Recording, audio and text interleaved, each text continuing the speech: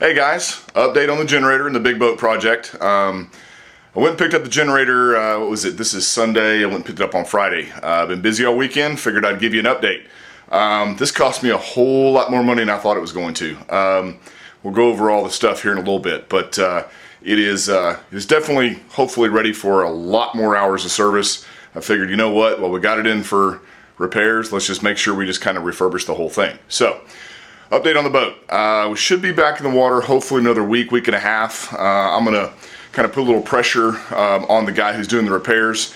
I think he's kind of put me on the back burner because I haven't been just the squeaky wheel. You know, the squeaky wheel gets the grease. So I'm going to kind of talk a little bit with him and just say, hey, really like to get this thing back in the water. The generator's back. All you got to do is put a little bit of gel coat repair back on it. He's already buffed it. Got a lot of the stuff done that was the big stuff, like the radar arch was bent over, so they've rebent it, rewelded the stuff. All he's got to do is shoot a little paint on it and be done. So I'm going to try to get him to move on. We met with the canvas guy, the canvas, which is the full enclosure that goes all the way around the cockpit, the bimini top, the isinglass, all that stuff. The insurance company depreciated it by about 40%, so we're having to come out of pocket quite a bit, but since we're coming out of pocket, we're going to go ahead and change the color from a blue to a black. Everything on the boat, instead of blue and gold, we're all changing it to black and silver. So I had them remove all the emblems off the side of the boat. We've ordered new Cruisers Yachts emblems, the new emblems on the new boat, so they're going to all be silver.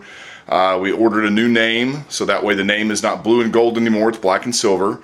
So we're going to video all that. We put the new name on it and all that kind of stuff. So we had a meeting with the canvas guy to kind of go over options, and he's redoing also the front bow pad, where the bow pad's on the front and where people sit.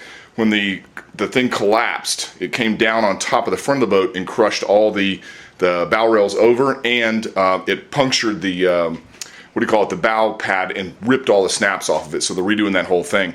We're going to go back with canvas instead of what do you call it, vinyl. So that way it's a little nicer, a little thicker pad. So once again, having to come out of pocket with that too. So the hemorrhaging of money continues with Frisco Boater. And you can see in the background, the Glastron is still here.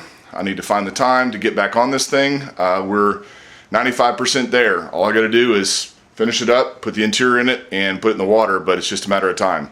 The big boat's taking up a lot of stuff, and work's been kind of keeping me busy.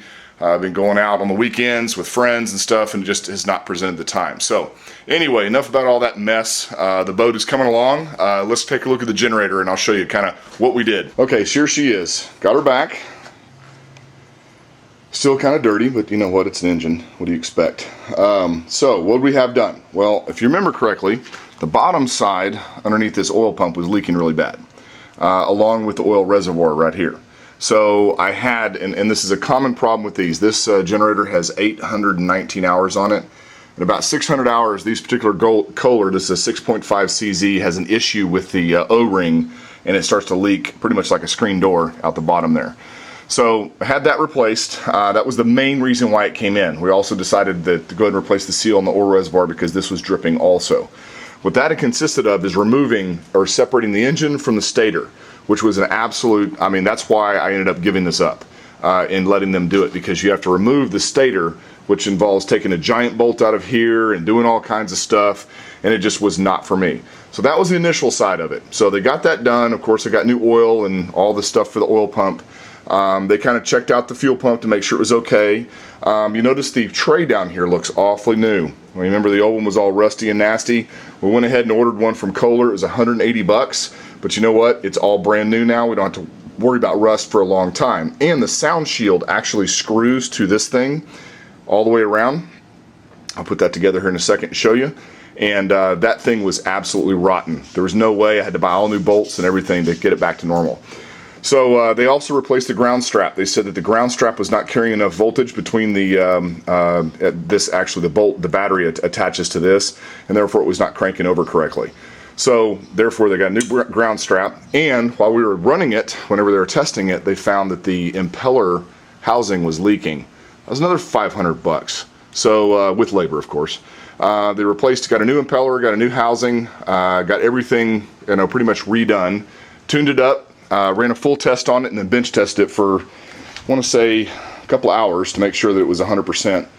And I just picked it up. So I'm into this guy for 1,500 bucks. You figure though, it was built in 1 of 96. So Since 1996, this thing has not been out of the boat or had any real service done on it. So I figured, you know what, let's go ahead and just get it all done 100%. And all this stuff comes with a warranty that I had done, so I'm happy. It's been run, we're gonna stab it back in the boat and go from there. So my next order of process, or order of business I should say, is to get the sound shield, which is over there, put back on here. And I'll show you the bolts here in a second. But to pull it off, you'll see here, right there, I had to actually kind of break them because the bolts were so rusted I couldn't get them out, and that's a fiberglass enclosure, so I had to kind of break it loose. So what it is, I bought large washers to kind of help hold it on. We'll see if my theory works, I don't know, but I'm going to get the bolts out, and this little thing over here, which is the air intake right here, this little piece of rubber, they all go around on this side right here, it is actually kind of coming off. So I'm going to go get my wife's glue gun, and we're going to warm it up, we're going to put some glue down and reattach that. Well, I got all her housings on. It was actually pretty easy. You can see this is kind of the sound shield. The other part of it actually goes over the generator and actually really makes it nice and quiet. But that's back inside the boat. These are just the back sides that are permanently attached. So you can see down here how I've got an extra big washer and a stainless screw. So that way, because this had to be broken off to get it off, the same thing here. So now it's going to hold into place. It's not going anywhere. I had to do that on the other side over there also. So I got it back on. It went on pretty easily. Put on the this little intake piece, which I had to hot glue the little piece back on. Bolted that in place. Sure is nice when you're dealing with brand new screws on that tray. Sure makes it a whole lot easier. Ran the power cord back up underneath because it actually exits right here in the front. I actually dropped it down, poured a little bit of water into the water pumps, that way it doesn't run dry. Give it a quick little fire off. The thing fired off just like that, with just the fuel left inside the carburetor from testing. Worked great. So now I need to take it down to my repair shop and have them drop it inside the boat. Now I think what I'm going to do, just because I'm as anal as I am, is just have them drop it in the boat, and I'm going to finish mounting it. You know, do it all myself. That way I know it's being done right. I mean, you know, just like anything else. Let somebody else do something, you just never know if you're going to get it done. So, you know, like I said, I don't have 10 grand to waste on this thing. Least I can do is have it drop in, have it screwed down, I'll do all the connections, fire it off, and we'll get it back in the water. But everything looks good, I'm happy, so move on to the next project. Getting this thing down inside the boat, and I'll videotape everything getting hooked up and do the first test fire off in a later video when the boat's back in the water, so about another week. So guys, thanks for watching. Please thumbs up the video. I found out that thumbs up in the YouTube world are like big. So please thumbs up my videos. It helps get things ranked higher. It helps us pay for all these nasty projects that I do and stuff like that. So I keep putting up great videos. Anyway, thanks for watching, guys. Definitely rate it, like it, comment, do whatever, share it. Get Frisco Boater out there. I'll see you guys next video. We'll get this generator back in, and yes, we will get the Carlson done sooner or later. Just right now, there's not a whole lot of time. It is, what is it, early April right now. I would like to get it done before summer. It's just a matter of just sitting down and doing it. But if anyone wants to buy it right now, I'm not opposed to selling it, but you're gonna have to come up with what I have in it. So if anybody really wants it, message me. Everything's there, it's ready to go. I really want to finish it, but the wife is really she's like on me hardcore, but there's just so much going on.